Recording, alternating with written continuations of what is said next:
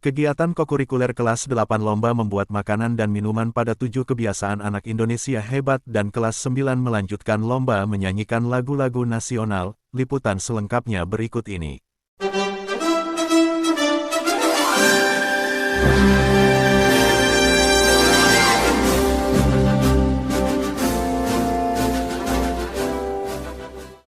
Kegiatan kokurikuler kelas 8 adalah murid-murid membuat makanan dan minuman.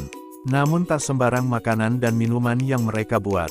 Ketentuannya adalah makanan dan minuman sehat yang menjadi acuan pada 7 kebiasaan anak Indonesia hebat.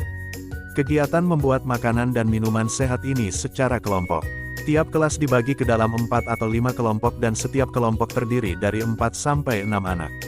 Lomba ini secara spesifik berfokus pada kebiasaan yang keempat dari 7 kebiasaan anak Indonesia hebat, yaitu, makan sehat dan bergizi, namun pelaksanaannya secara praktis bertujuan untuk mencapai hasil yang lebih luas bagi pengembangan karakter murid. Tujuan utama dari lomba ini adalah menanamkan kesadaran gizi dan mempromosikan pola hidup sehat secara mandiri. Melalui lomba, murid didorong untuk tidak hanya mengetahui teori tentang gizi seimbang, tetapi juga dapat menerapkannya dalam kehidupan nyata dengan merancang, membuat, dan menyajikan hidangan. Ini adalah upaya nyata madrasah untuk menjadikan kebiasaan makan sehat sebagai investasi jangka panjang bagi kesehatan fisik, mental, dan peningkatan konsentrasi belajar murid, yang pada akhirnya akan memaksimalkan potensi akademik dan non-akademik mereka.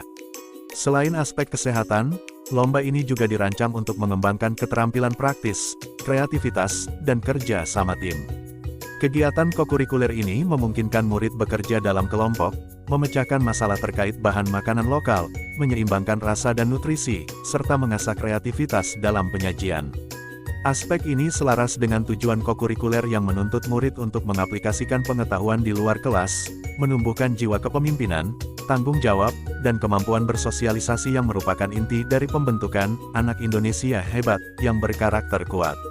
Lomba ini menjadi ujian praktik bagi murid untuk menerapkan teknik dasar pengolahan makanan, mulai dari perencanaan menu, penentuan bahan baku, proses memasak atau meracik, hingga teknik pengemasan dan penyajian yang estetik.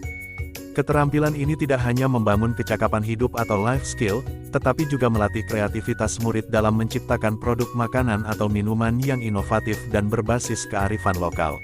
Melalui mata pelajaran PJOK, murid telah mempelajari konsep gizi seimbang, fungsi makro dan mikronutrisi bagi tubuh, serta hubungan langsung antara pola makan sehat dengan kebugaran fisik dan pencegahan penyakit.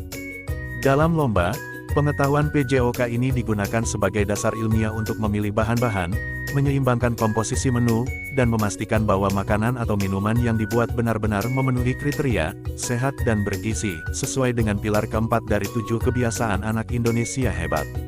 Mata pelajaran matematika dan IPA digunakan dalam penghitungan takaran resep, konversi satuan bahan, hingga estimasi biaya produksi. Sementara itu, mata pelajaran bahasa Indonesia berperan dalam langkah-langkah membuat atau teks prosedur.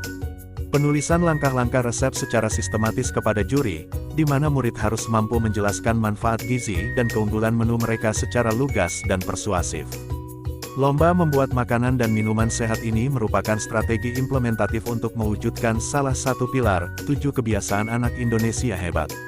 Ini adalah cara yang menyenangkan dan interaktif bagi MTS Negeri 4 Klaten untuk menghasilkan generasi muda yang tidak hanya cerdas spiritual dan intelektual, tetapi juga mandiri dalam menjaga kesehatan diri sebagai bentuk tanggung jawab individu, sehingga siap menjadi bagian dari generasi emas Indonesia di masa depan.